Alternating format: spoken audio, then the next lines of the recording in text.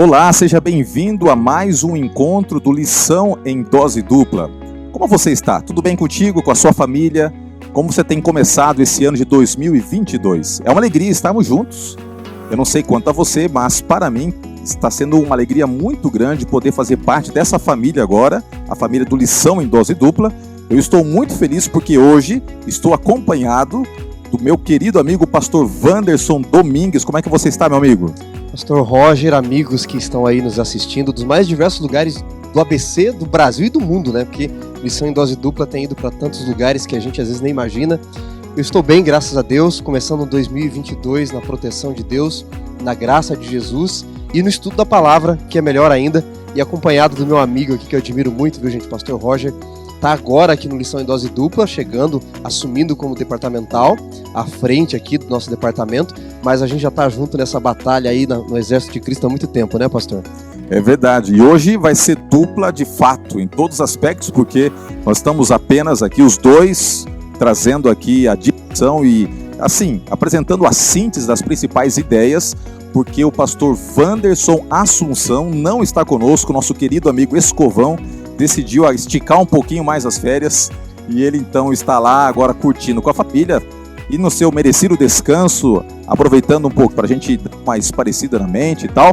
Então hoje nós vamos ter o Espírito Santo, presença de todos os demais. Amém. Vai ser bênção pura, você não acredita nisso? Eu acredito piamente que o estudo de hoje, e você comentava, né, a lição dessa semana está incrível, né? Muitos detalhes teológicos, grandes lições teológicas, um panorama geral na lição desta semana sobre o livro de Hebreus, a mensagem que traz na pessoa de Cristo, que é o centro da Bíblia e o centro do livro de Hebreus. Então tem detalhes aqui que, olha, quem está nos assistindo não deveria perder, viu, pastor Roger?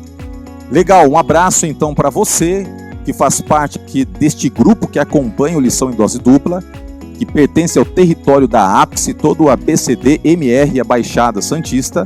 Um abraço para você que é do estado de São Paulo, para você que é de outro estado do Brasil, e nós sabemos que até mesmo pessoas de outras partes do mundo nos acompanham. Um abraço para você também, que prestigia este encontro especial que nós temos de estudo da Palavra de Deus. E como é importante, como é gostoso estudarmos a Bíblia. Antes de nós orarmos, embora 2022 seja uma oportunidade de nós refletirmos sobre a vida, reavaliarmos muitas coisas, recomeçarmos talvez alguns pontos que demandam da nossa parte mais entrega, mais afinco, mais dedicação, eu quero dizer para você que este ano também vai ser um ano de muitas lutas. Eu estava agora há pouco acompanhando uma análise que está sendo levantada aí sobre a situação do mundo caótica de enfermidades, doenças e tudo mais, e me lembrei do que o apóstolo Paulo escreveu lá no livro de Romanos, capítulo 13, ele destaca no verso 11 que a nossa salvação agora está cada vez mais perto, porque quando nós estamos vivendo o que estamos vivendo, nós sabemos que a nossa esperança em breve se consumará. E me lembro também aqui de um texto muito lindo do livro de Hebreus, lá no capítulo 10, se você tem sua Bíblia pode acompanhar comigo, Hebreus capítulo 10, aqui nós temos uma esperança que nos é apresentada. Esta esperança é a esperança de que nós estamos vivendo um momento de lutas e de dores, mas no verso 37 diz assim: porque ainda dentro de pouco tempo, aquele que há de vir virá e não tardará. Ou seja, o recado do livro de Hebreus para você que vai agora separar um tempinho para estudar conosco o livro de Hebreus, é de que logo esse mundo de dor, de sofrimentos, ele vai ter a sua página do pecado escrita ao longo de mais de 6.000 anos virada, para começarmos uma nova trajetória com Deus. E que bom que nós temos essa esperança.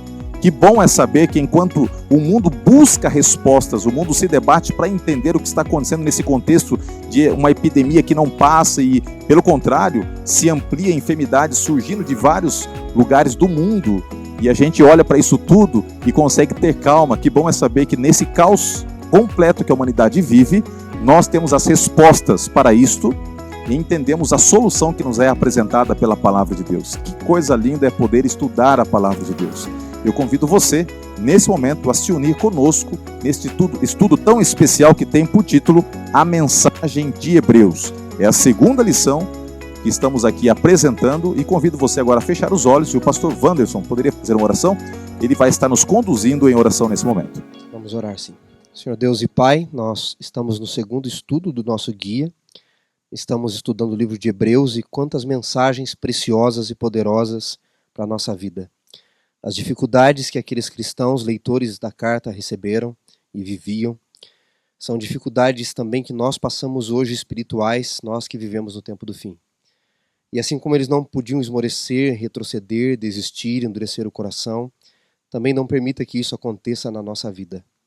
Que o Senhor seja o nosso professor neste momento, que as lições espirituais que vamos aprender através do estudo de Hebreus nos torne mais próximos do Senhor, ao caráter de Cristo, e nos reforce na vida espiritual, nos dê força para continuarmos a nossa jornada.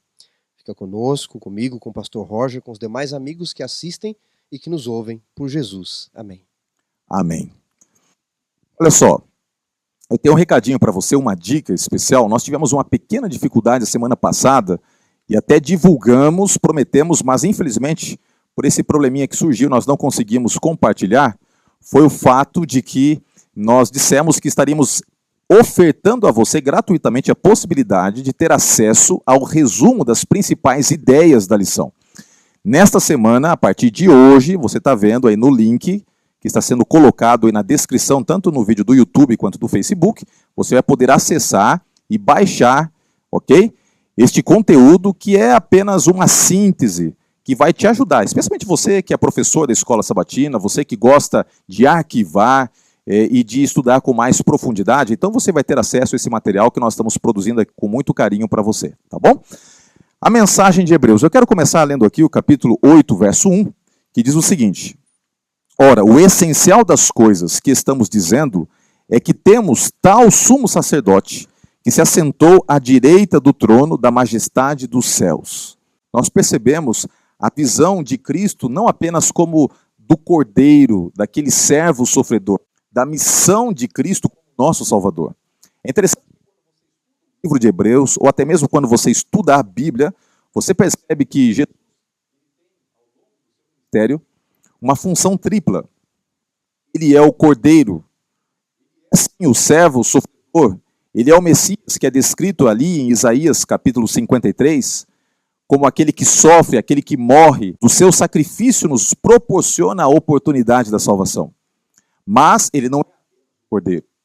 Ele é também o nosso sumo sacerdote, aquele que media, aquele que intercede por nós, aquele que está vivo e que está sentado no seu trono de majestade, conduzindo a história do universo, especialmente conduzindo a história da humanidade, o plano da salvação. Ele é o nosso sumo sacerdote. Ele intercede por nós. Mas também a Bíblia apresenta uma terceira faceta do ministério de Cristo, que é Jesus assumindo sua postura de rei, a sua majestade. Ele é o rei da glória. Ele é o rei poderoso, ou seja, ele é o Messias, e como Messias, ele é descrito como sendo o Cordeiro, é descrito como sendo o nosso advogado e é descrito como sendo o nosso rei. É comum, especialmente a gente quando estuda a história da descrição de Cristo, da imagem que é projetada sobre Jesus, sobre o Cristo, né? Especialmente ali da antiguidade, ali quando o desenvolvimento da arte na Europa, dentro do cristianismo desenvolvido, ali a imagem do Cristo como sofredor, ela é apresentada, a imagem de descrição, e até mesmo você vê em esculturas, em desenhos, na Itália, em outros locais, sempre Jesus sendo apresentado como o servo sofredor, aquele Jesus com a expressão triste, com uma coroa, cravado numa cruz, mas a Bíblia apresenta uma imagem bem diferente, né? Jesus não é aquele que ficou pendurado na cruz, né, pastor Wanderson? O livro de Hebreus, ele traz uma visão completa, o quadro completo, não apenas uma parte do lado sofredor, não só o lado do rei vencedor, mas a visão completa de quem é esse Cristo, né? Isso é muito interessante, pastor Roger, e amigos que estão aí nos assistindo e ouvindo, porque quando você pega a introdução já de Paulo em Hebreus, como esta semana é um panorama geral ainda da carta, a carta ela segue um padrão interessante, né? Uma homilia, como já falamos, mas também uma carta, ela segue um padrão de exposição e exortação, exposição e exortação. Então, eu separei aqui em minhas anotações, são 4 exposições teológicas, 4 temas teológicos E aí, depois que ele fala dessa teologia, ele dá 4 exortações práticas para a vida. Então ele diz, olha, isso aqui é teologia, é uma mensagem teológica. O que isso importa para a sua vida? Porque a teologia não pode ficar só na teoria, não é? E nessa visão panorâmica, a primeira exposição teológica, no capítulo 1, apresenta esse Cristo como rei, vai preparar para apresentá-lo como sumo sacerdote, mas é muito curioso porque Paulo, não é? Consideramos, já falamos disso, que possivelmente é o escritor, ele coloca Jesus primeiro como pré-existente e ele termina a carta de Jesus, a carta aos Hebreus, falando de Jesus como pós-existente. E no meio tem encarnação. Então o que ele vai fazer? A gente até já vai ler o texto, mas ele vai colocar Jesus como herdeiro de todas as coisas, sustentador, o que é o esplendor e a imagem da glória de Deus. Aí ele vai falar de Cristo encarnado que participa dos sofrimentos e é o sacrifício pelos pecados. E aí ele vai falar, tudo isso ainda na primeira exposição no capítulo 1, daquele que se assentou à destra do Pai, que tornou-se rei, sacerdote das coisas da aliança superior, que é o Deus eterno e que por isso todos devem adorá-lo. Então notem, ele fala de uma pré-existência, que ele fez tudo, herdeiro de tudo, de uma existência, de uma encarnação, né, para ficar mais claro assim, e de uma pós-existência, pós-encarnação. E eu queria ler o texto aqui com você, com os amigos. Você pode ler para nós, pastor Roger? Vamos lá. É o capítulo 1, certo. Verso 3. Vamos ler até o verso 5 e depois eu queria só destacar uns 2 ou 3 versos, tá bom? Capítulo 1, do verso 3 até o verso 5 de Hebreus. Você pode acompanhar conosco. Você que está aí, até mesmo ouvindo pelo podcast, se tiver a possibilidade, pegue sua Bíblia e acompanhe. Diz assim a palavra do Senhor. Ele, que é o resplendor da glória e a expressão exata do seu ser, sustentando todas as coisas pela palavra do seu poder, depois de ter feito a purificação dos pecados, assentou-se à direita da majestade nas alturas, tendo se tornado tão superior aos anjos, quanto herdou mais excelente nome do que eles. Pois a qual dos anjos disse jamais, tu és meu filho, eu hoje te gerei? E outra vez, eu lhe serei pai e ele me será filho? Muito bem, pastor. E depois, né, só para destacar alguns versos, para não prolongarmos, no final do verso 6 fala que todos os anjos devem adorá-lo. Se formos pegar ali no versículo 13, por exemplo, vai dizer que ele vai submeter todas as coisas debaixo dos seus pés. O verso 14 diz que ele herda todas as coisas e aqueles que estão com ele. Ou seja, ele fala de um Cristo que criou tudo, já existia, deste Cristo que já existia antes de todas as coisas, que se encarna e vai se tornar semelhante a nós, né, que é em semelhança de carne pecaminosa, não em igualdade, como ainda vamos estudar, e de um Cristo depois que ele se assenta à destra, ele se torna sumo sacerdote lá no céu de uma aliança superior, ele é o Deus eterno. Então, esse panorama geral desse Cristo não é só do sofredor. Primeiro fala de um rei poderoso que já existia, depois de alguém que se torna sofredor semelhante aos irmãos, mas depois daquele que herda todas as coisas. Que coisa linda, né? E é interessante que você está aí destacando alguns versos do capítulo 1, eu quero dizer para você que está um dos melhores capítulos para você arrazoar sobre a divindade de Cristo, né, que destaca exatamente essa pré-existência, o poder, a sua glória e sua majestade, é o capítulo 1. Aqui nós temos uma cena muito linda, é uma cena em que o pai introduz o filho, realmente é uma introdução após a ascensão. E essa introdução, ela destaca aqui alguns termos interessantes que eu quero destacar aqui. Olha só, aqui nós temos esta expressão, tu és o meu filho que hoje eu te gerei, né?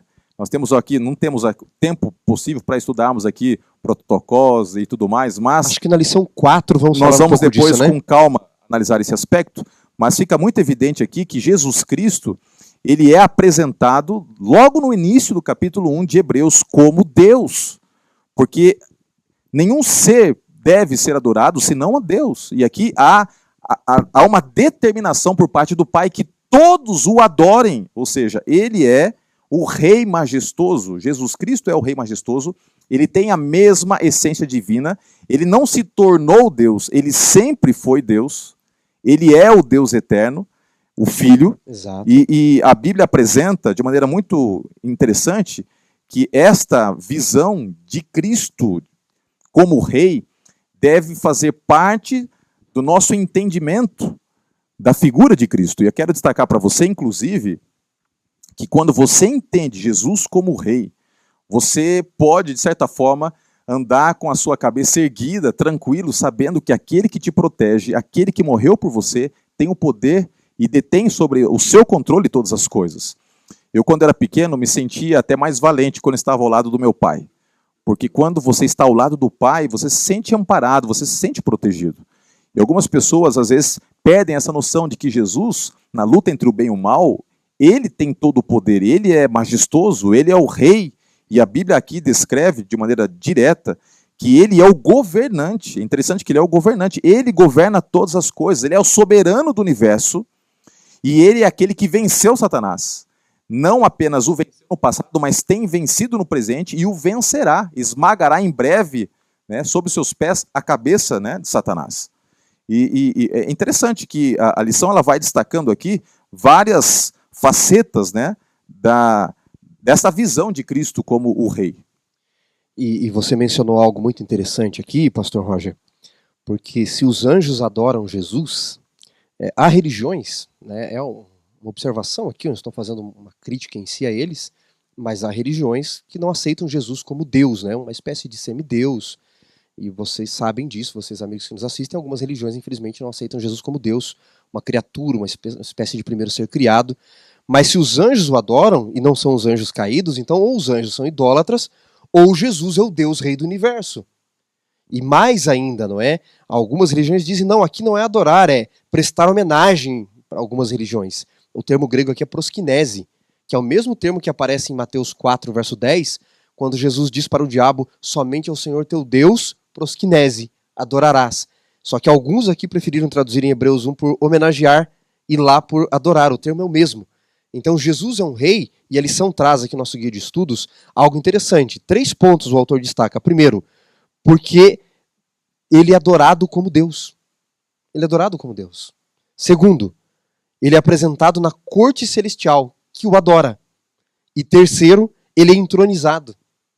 Então veja, ele já era rei, ele assume a forma de servo e é entronizado de novo.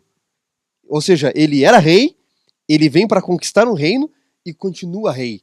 E essa questão de Jesus ser o nosso rei, o nosso governante, pastor Roger, é muito interessante. Por quê? Se Jesus fosse apenas um servo antes da encarnação, ele fosse uma espécie de semideus, não o rei do universo, então o rei do universo nos abandonou. Teria mandado um subordinado. Ou no mínimo foi o covarde, né? Exato. Deus se acovardou, né? Se agigantou, como diz aí em algumas regiões do país, não é? Ele ficou com medo. Não, o próprio rei veio. O próprio governador do universo deixou o seu trono. E é óbvio que nessa questão da trindade, porque a trindade ela é apresentada em Hebreus 2,14 também, né? Você tem ali, ó, Deus dando testemunho, né, do Filho e o Espírito Santo segundo a sua vontade. Então, você tem na função da salvação Deus o Pai, Deus o Filho e o Espírito Santo, cada um realizando uma função. Mas Jesus é apresentado como rei, portanto foi o rei que veio nos salvar. E essa não é apenas uma visão exclusiva que Paulo nos apresenta aqui no livro de Hebreus. Inclusive, no Apocalipse, você vai perceber claramente no capítulo 5, o capítulo 4 e o capítulo 5 do Apocalipse são capítulos incríveis. Esses capítulos, eles nos dão uma visão exatamente da figura do Pai assentado no universo, governando o mesmo, e do Filho sendo introduzido. Ali nós temos a cena da introdução do Filho, da entronização também do Filho. E é interessante que quando no capítulo 5, João está absorvido pela visão, ele ouve que há alguém que poderia pegar o livro e abrir os selos, ou seja, alguém que poderia assumir o controle da história e apresentar a humanidade. Ele ouve que este é o Cordeiro, ou seja, aqui nós temos uma simbologia que aponta para Jesus como aquele que sofre, aquele que morre, aquele que derrama o seu sangue para salvar. Mas quando ele olha, ele não vê o Cordeiro, ele vê o leão da tribo de Judá. E é interessante que aqui nós temos 2 expressões que apontam para esse aspecto do reinado de Cristo. Primeiro, ele é o leão. E a figura do leão, na simbologia bíblica, aponta para o reinado. E você vai perceber isso claramente no livro de Ezequiel, em outras partes da Bíblia, no próprio Apocalipse, que o leão ele aponta para a divindade, para o reinado. É uma simbologia. E ele é o leão da tribo de Judá. Uma alusão também ao reinado davídico. Jesus, ele é aquele para o qual todas as profecias apontavam. Ele não é apenas o Cordeiro, mas ele é justamente aquele que tem a plenitude do seu ministério tipificada pelo reinado de Davi. Davi apenas foi uma figura expoente que apontava para um rei muito maior, apontava para o rei do universo, que é Cristo Jesus. Ele é o leão, mas ele também é o cordeiro. E a palavra rei, né, aquela que conduz, né, rex no latim, não é? Isso faz um link com a lição de segunda, porque ele pode ser mediador porque ele é rei. O rei, quando é apresentado na figura judaica, ele era o representante, o que mediava, não é? Vai mediar discussões, vai mediar intervenções da nação, e o rei é de fato aquele que conduz. Por que Jesus pode nos conduzir para Deus? Por que Jesus pode conduzir você para Deus? Aliás, João 14, verso 6, não é? O próprio Jesus diz, eu sou. Ele diz, né, em verdade vos digo, eu sou o caminho, a verdade e a vida. Ninguém pode ir ao Pai senão por mim. Porque pelo fato dele ser rei, ele recebe a autoridade para ser aquele que conduz, aquele que media as coisas. Essa é a função do rei. E isso já faz um link com uma outra característica dele, né, pastor? Exatamente. Agora, quando a gente olha para a figura de Davi, Davi que foi, obviamente, uma figura central na história de Israel, e ele tipifica toda esta parte da divindade de Cristo, é interessante que a lição destaca aqui, é que o reinado davídico apontava para um rei que poderia plenamente fazer esta mediação. Só que quando você olha para Davi, você percebe que Davi não foi perfeito. Davi cometeu muitos erros, Davi pecou, Davi falhou em muitos momentos da sua vida. Os reis que sucederam Davi também foram reis falhos. Você tem na história Davi, depois de Davi, Salomão, que começa bem o seu reinado, depois sucumbe, lá no final da vida, ele se volta para Deus, mas o estrago já tinha sido feito. Depois, o neto de Davi, Roboão, também pratica um monte de coisas erradas, o reino é dividido entre o reino do norte e o reino do sul, o reino do norte capital em Samaria, o reino do sul capital em Jerusalém. No reino do norte não teve nenhum rei que se salvou nessa história, um pior do que o outro. No reino do sul apenas alguns poucos se salvaram, alguns chegam a totalizar talvez 8 reis que nas fatos de alguma forma caminharam com Deus, mas nenhum deles conseguiu ser o cumprimento pleno da profecia. Por isso, a boa notícia é que Deus enviou o seu filho para nascer como filho de Davi, porque ele é verdadeiramente aquele que personifica tudo aquilo que o reinado davídico apresenta para nós. E uma das coisas lindas que o reinado davídico apresenta para a humanidade é a possibilidade de ele não apenas ser o rei, mas aquele que agora pode representar o povo. E a questão da mediação tem a ver com a representatividade. Ele é aquele que representa plenamente as custas, né? O ônus para representar, pagando o preço do pecado. Ele é aquele que a responsabilidade de cuidar, e como representante, o cuidado constante, é diário, e ele é aquele que estabelece uma ponte de ligação que o pecado havia estabelecido, como nós vemos lá em Isaías capítulo 59. Pastor, e é legal a gente discutir essa questão de Jesus como rei mediador na figura tipificada de Davi no Antigo Testamento e entendermos melhor porque Jesus é da linhagem de Davi, o filho de Davi, não é? Em Mateus, especialmente, Jesus é o filho de Davi o tempo todo, né? Mateus coloca Jesus muito como filho de Davi, o filho de Davi. Ele vai usar muito essa expressão. E aí eu queria ler aqui 2 textos com os nossos amigos para entender essa correlação de Jesus enquanto rei mediador tipificado na figura de Davi. Podemos ler alguns textos aqui, pastor Roger? Vamos lá. Vamos ler primeiro Salmos, capítulo 2. Salmos, capítulo 2, verso 7, é um salmos messiânico, considerado ali um salmos messiânico, e que vai nos conduzir e construir essa ideia melhor de rei mediador na figura tipificada de Davi ali, amigos. Então, você pode acompanhar aí na sua casa, se você estiver dirigindo, acompanha depois. Tem muita gente que está nos assistindo, nos escutando aí pelo carro, né, pelo podcast aí. Capítulo 2, vamos ler aqui, pastor Roger, É que eu leio? 2, verso 7? Verso 7, isso. Proclamarei o decreto do Senhor. E ele me disse, tu és meu filho, eu hoje te gerei. Então, aqui, se nós formos ler o contexto desses salmos, era quando o rei era entronizado, né, quando ele recebia a coroa. E ao rei ser entronizado, ele tinha que ler e liam esse salmo no dia da sua entronização.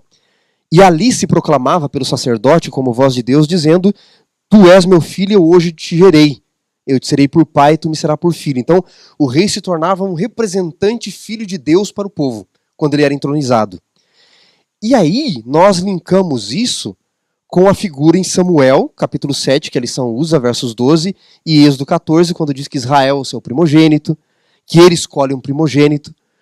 Mas Davi foi entronizado como primogênito de Deus e representante de Deus. Eu queria ler um texto no Novo Testamento, em Mateus 22. Vamos dar um pulinho lá em Mateus 22. Que aí é uma discussão de Jesus com os fariseus, falando da sua pessoa, da sua identidade. Capítulo 22, versículo 41, são versos curtos, embora são muitos, até o 46, pastor Roger. Reunidos os fariseus, interrogou-os Jesus: que pensais vós do Cristo? De quem é o filho? Responderam-lhe eles: de Davi. Replicou-lhes Jesus: como, pois, Davi, pelo Espírito, chama-lhe Senhor, dizendo: disse o Senhor ao meu Senhor: assenta-te à minha direita, até que eu ponha aos teus pés debaixo, os teus inimigos debaixo dos teus pés? Se Davi, pois, lhe chama Senhor, como é ele seu filho? E ninguém lhe podia responder palavra, nem ousou alguém, a partir daquele dia, fazer-lhe perguntas. Então ele usa os salmos, né, messiânico também, e ele diz, escuta, Davi não era o representante de Deus? Davi não era o grande cara da nação, o grande rei por excelência? Era. Aí ele diz, mas veja, por que Davi chama o seu Senhor de Senhor se o Messias seria filho de Davi? Porque eles sabiam que o Messias viria da linhagem de Davi. E eles ficam questionando, realmente, como que Davi pode chamar aquele que viria de Senhor? Então ele está dizendo, eu sou o filho de Davi, segundo a tipologia de reinado de Davi, mas que já existia antes de Davi, porque Davi me chamou de Senhor. E ao dizer isso, pastor Roger e amigos, Jesus está dizendo, o Jeová do Antigo Testamento que escolheu Davi, o Jeová do Antigo Testamento que tornou Davi um campeão, o Jeová do Antigo Testamento que escolheu reis, que submeteria os inimigos debaixo dos pés de Davi, era eu. Eu já era rei antes de Davi nascer. Que coisa linda, que coisa maravilhosa. Eu não sei se você está gostando do estudo, eu estou apreciando demais.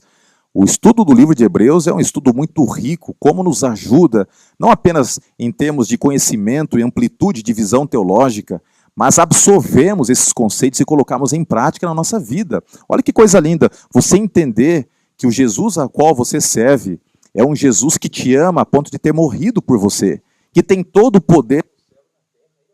E ele é aquele que cuida de você, aquele que sabe das tuas lutas, dos teus problemas, se você está desempregado, se você está aflito com alguém enfermo na família, se você está passando por dificuldades pessoais, talvez aí pensando que não há esperança, eu quero convidar você a olhar para Jesus.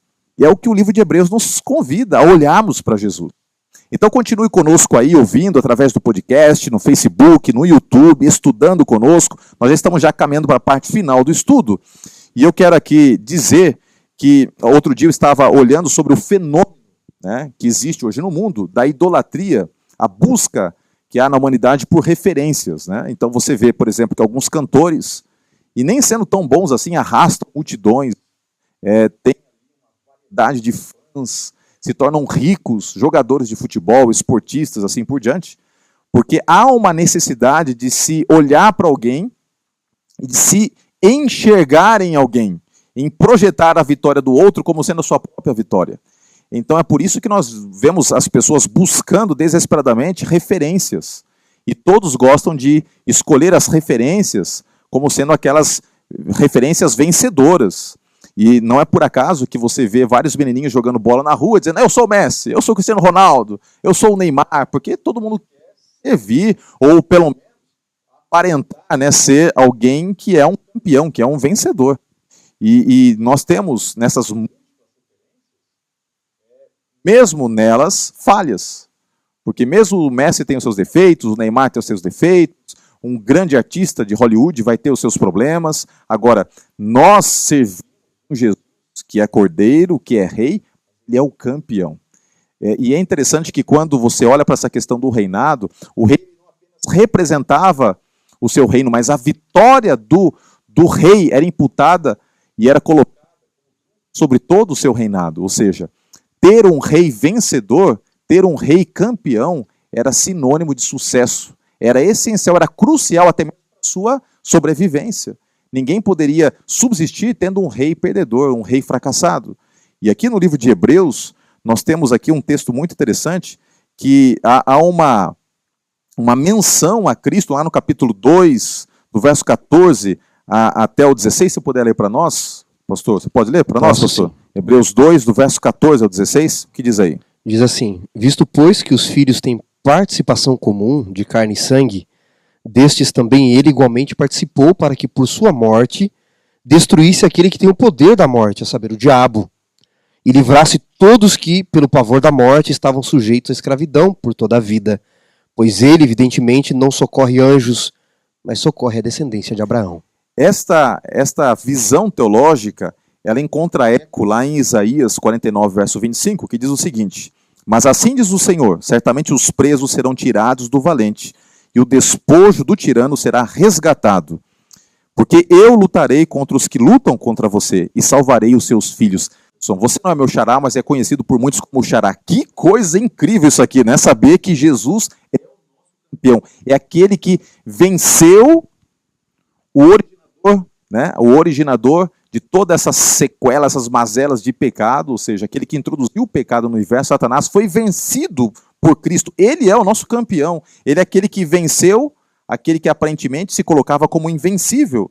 Ele lutou por nós e venceu. E aqueles que seguem a Jesus têm direito à vitória que ele conquistou na cruz e que por nós, né, ele, como é que eu posso dizer assim, ele conquistou a vitória, mas por nós ele oferta através do seu sacrifício, né, agora como nosso advogado. Pastor, perfeita a sua colocação. No livro de Hebreus fica claro algumas coisas, não é? A gente estava falando de Davi. Quando Davi venceu Golias, todo o povo havia vencido. Se Davi perdesse, todo o povo teria que ser escravo, não é? Na vitória do rei estava a vitória de todos. Quando nós olhamos para Jesus, Jesus vem para vencer onde Adão perdeu, onde nós perdemos. Nós temos natureza pecaminosa, nós temos natureza fracassada.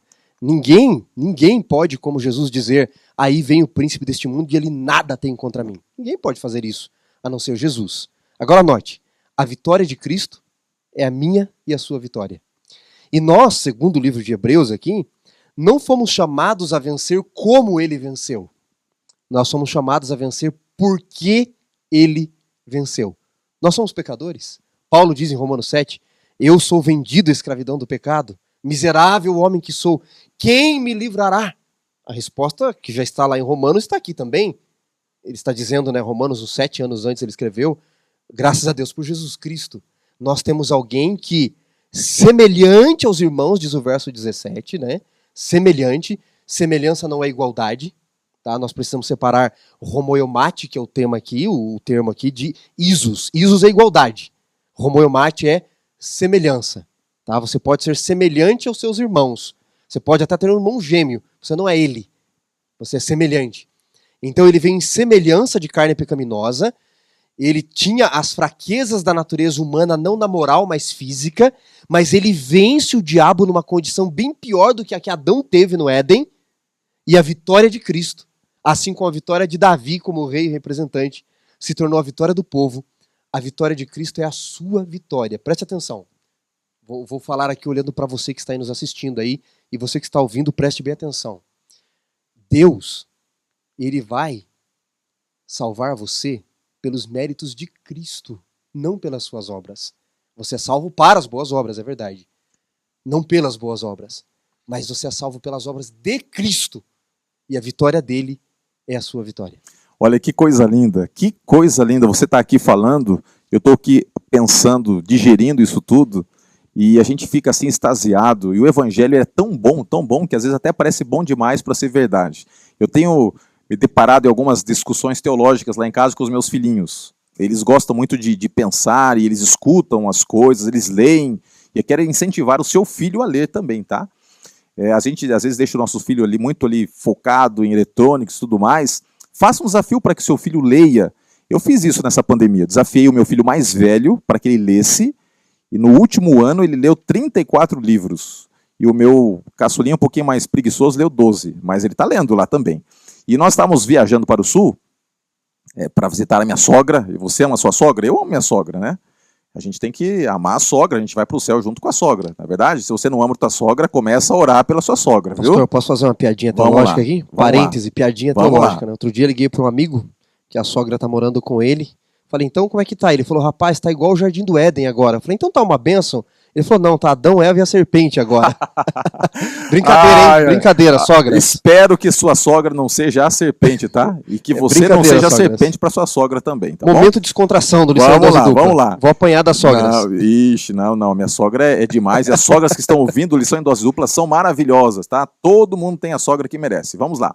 Eu quero dizer uma coisa para você. Eu estava nessa viagem, lá para o sul, para o Rio Grande do Sul, visitar minha sogra, e nós estávamos falando sobre salvação, e meu menininho, então o Leonardo, olhou para mim e falou assim, pai, mas se a gente bater o carro agora, a gente está salvo? Eu estou salvo? Eu falei assim, claro, filho, você não ama Jesus? Você não entregou sua vida para Jesus? Você não foi batizado? Sim, sim. Mas é fácil assim, papai, porque olha para mim, eu tenho tantos problemas. Papai, ele começou até a chorar, ele ficou tão tocado. Semana passada eu menti. Eu fui para a cama lá, eu fui até a tua cama dizendo que eu estava com medo, porque eu tinha tido um pesadelo, que o vovô estava morrendo e tudo mais. Papai, não era verdade. É que eu estava com medo mesmo só. E começou a chorar. Como é que Jesus vai me salvar? Porque às vezes eu minto, papai. Então eu olhei para aquela cena e fiquei pensando assim, olha que interessante, uma criança tão pequena, mas que já começa a pensar sobre as coisas espirituais, consegue entender que não consegue por si mesmo, perdão a redundância aqui, mas não consegue por si mesma obter os méritos para a salvação. Esses méritos, eles nos são ofertados. A história do nosso campeão, Cristo. Com ele, falei assim, você nunca vai conseguir por você mesmo, é por isso que você precisa de um Salvador. E é simples assim, a graça é simples, nós complicamos a graça. Agora, ela é simples, mas ela não é ineficaz, filho. Uma vez que você aceita essa graça, tem o poder para te transformar e para trabalhar em você, te ajudando a entender o que é o pecado e te livrando das armadilhas do pecado. Mas você nunca vai chegar a um ponto da sua vida que você possa se sentir merecedor para poder estar no céu, pelos seus próprios merecimentos. E eu acredito que encontrou guarida.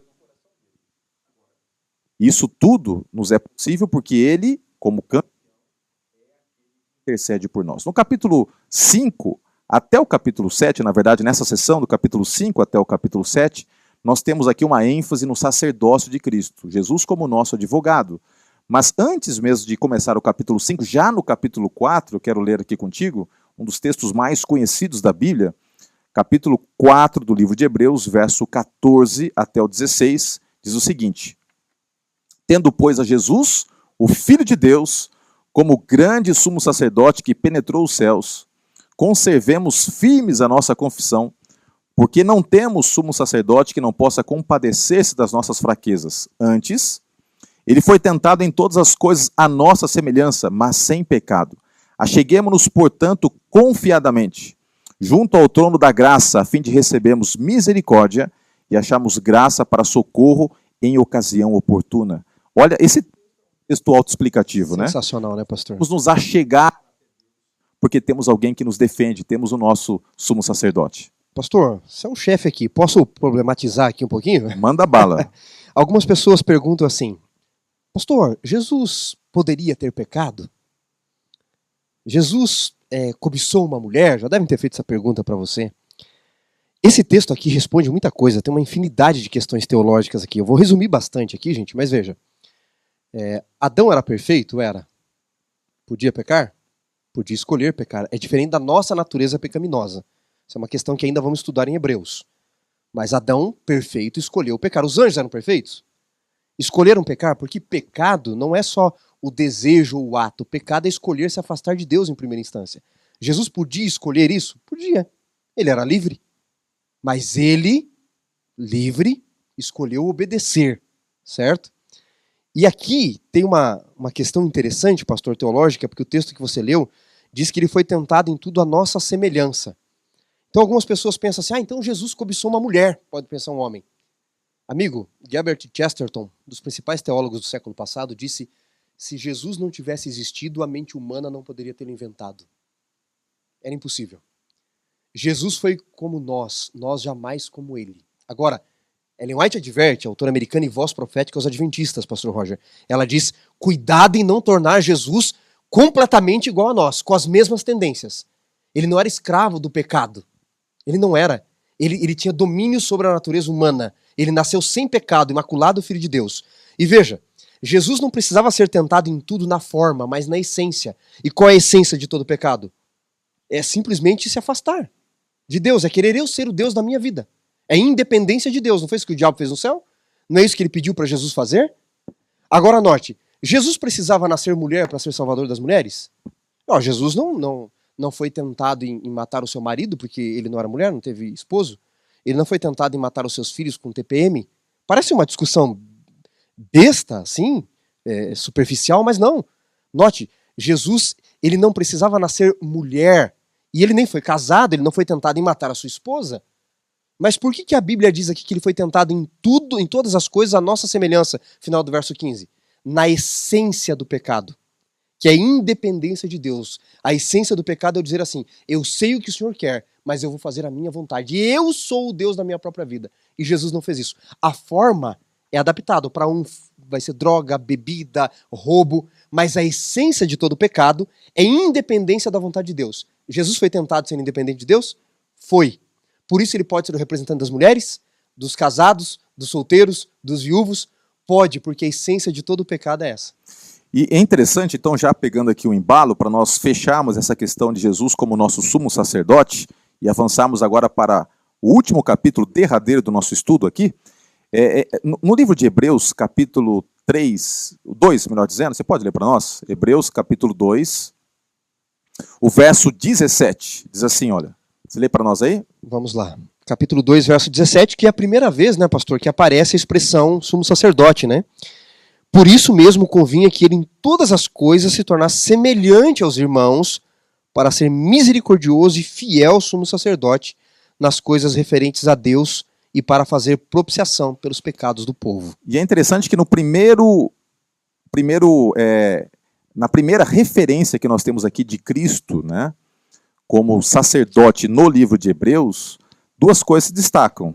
O fato dele ser misericordioso e o fato dele ser fiel.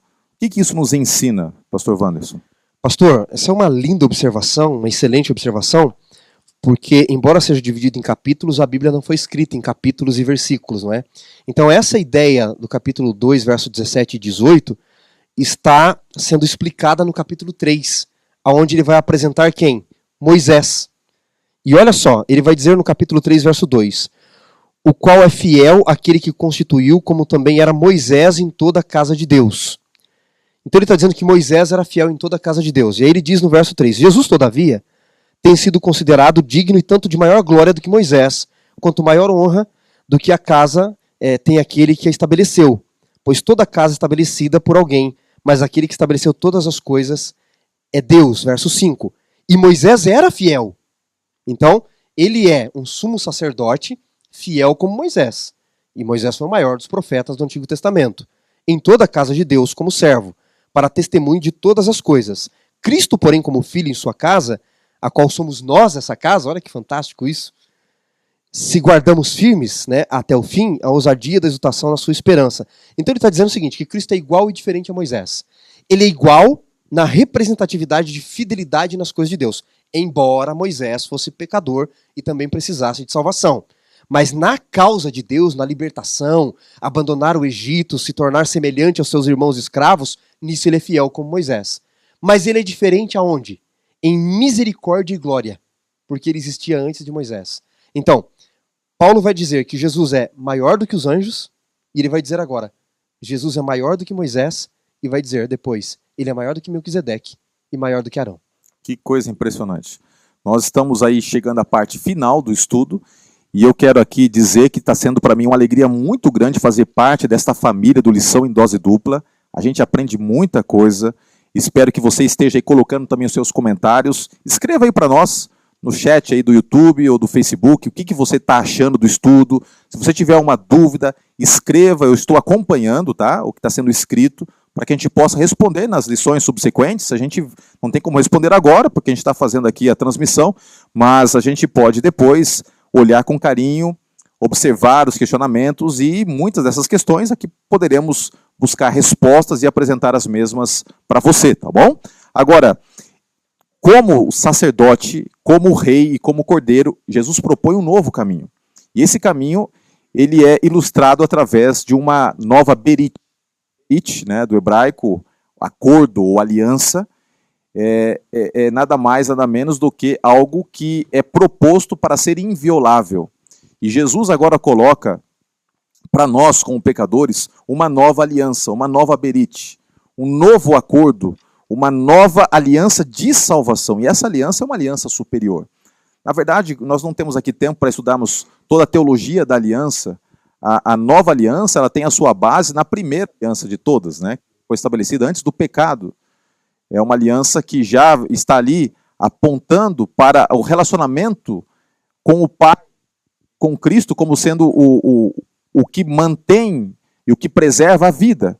Depois que surge o pecado, a base é ofertada novamente, é só por intermédio do sacrifício.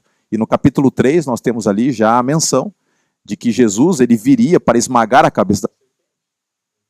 A nova aliança que nos é apresentada, ela já existe em Cristo através de um relacionamento de obediência, né?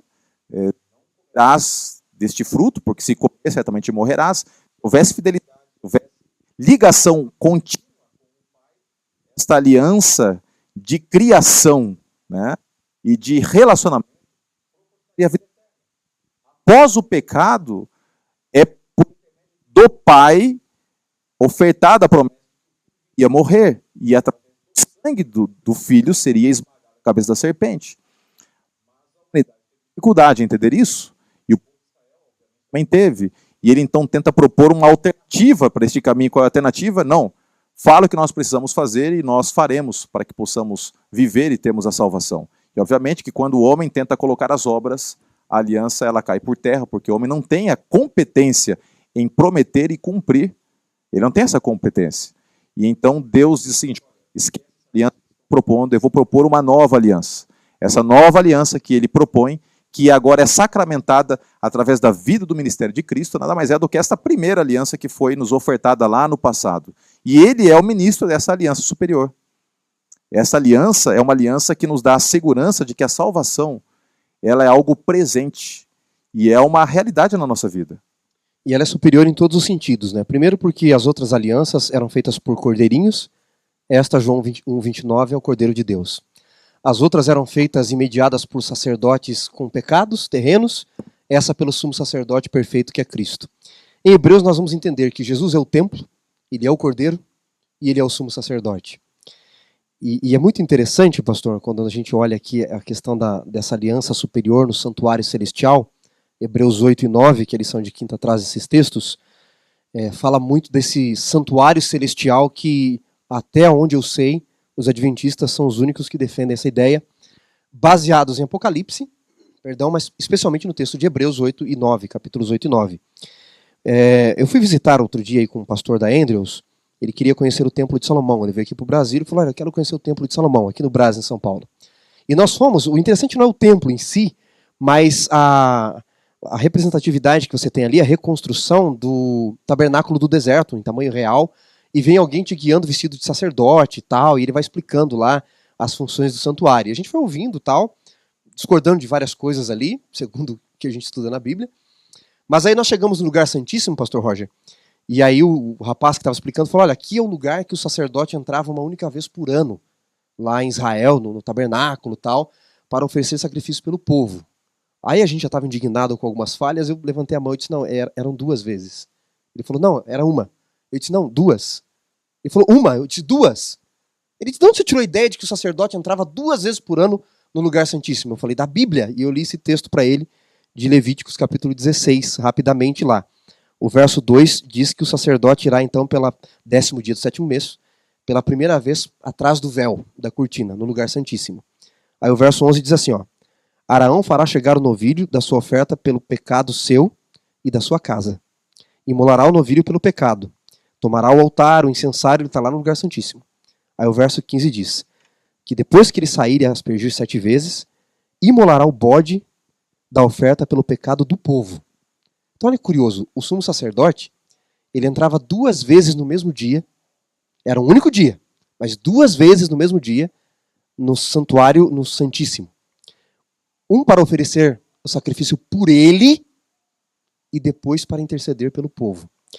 Quando nós olhamos Hebreus 8 e 9, Jesus e Apocalipse 5, que você mencionou no início, pastor, Jesus, quando ele oferece o sacrifício na cruz, perdão, início de ano, muita gripe, já tô sarando da gripe aí, mas não é Covid, viu, gente?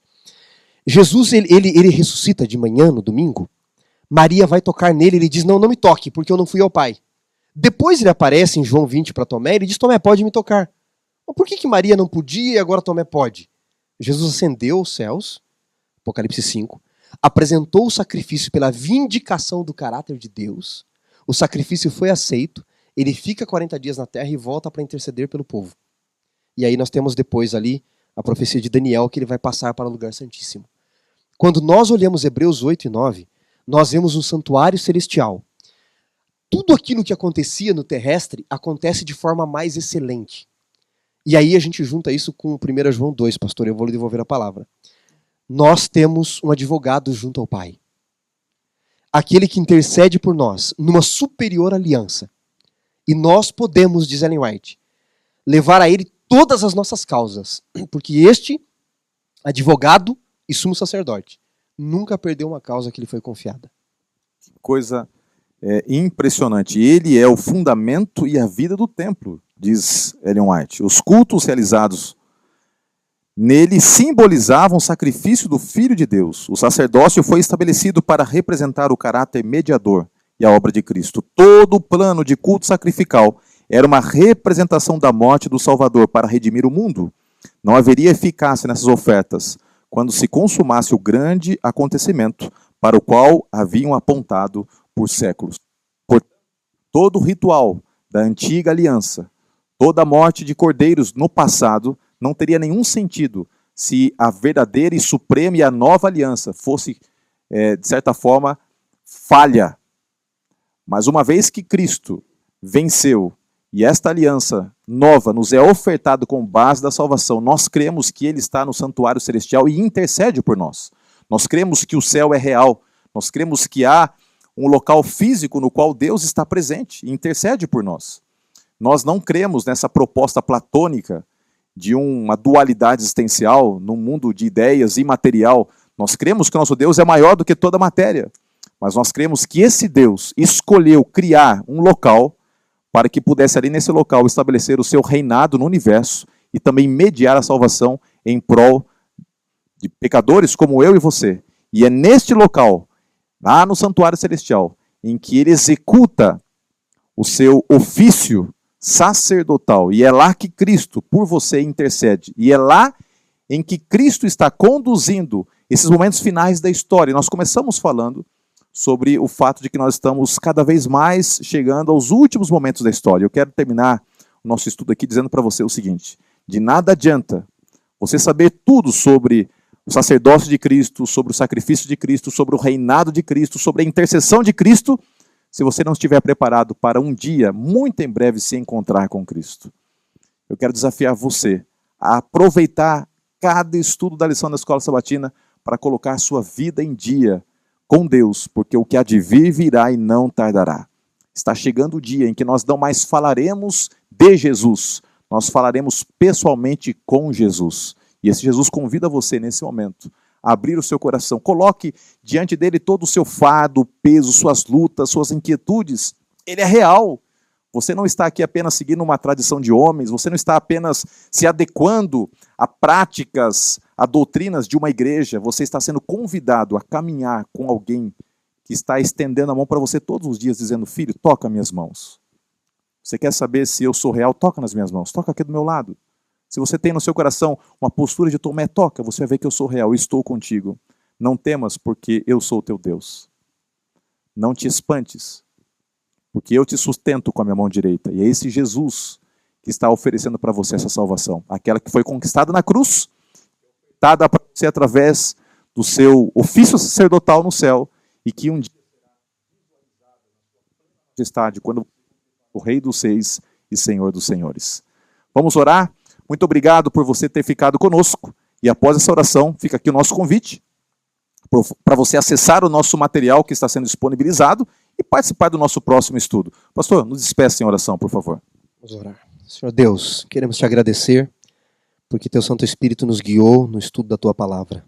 Quantas lições preciosas ao entendermos que o Senhor é o nosso Rei mediador, que a tua vitória é a nossa vitória. E como disse o pastor Roger, nós podemos confiar nos teus méritos e daqui a pouco, ao invés de falarmos do Senhor, falaremos diretamente com o Senhor. Enquanto este dia não chega, reaviva a nossa fé, a nossa esperança. Não nos deixe desistir. A mensagem de Hebreus é que se Deus não poupou aqueles que ouviram os profetas, quanto mais aqueles que tiveram Cristo, que tem a mensagem dos últimos dias. Nós não devemos esmorecer, desistir, nós não temos que regredir na fé, nós não temos que abandonar a fé. Essa é a proposta de Hebreus. Fiquem firmes, porque vocês têm o verdadeiro santuário, sacrifício e sacerdote. E podemos recorrer ao Senhor. Recorremos a Ti neste momento pelos Teus méritos, clamando perdão pelos pecados, salvação em Cristo Jesus, e que o Senhor reavive a nossa esperança e não demores em voltar. Oramos em Teu nome. Amém.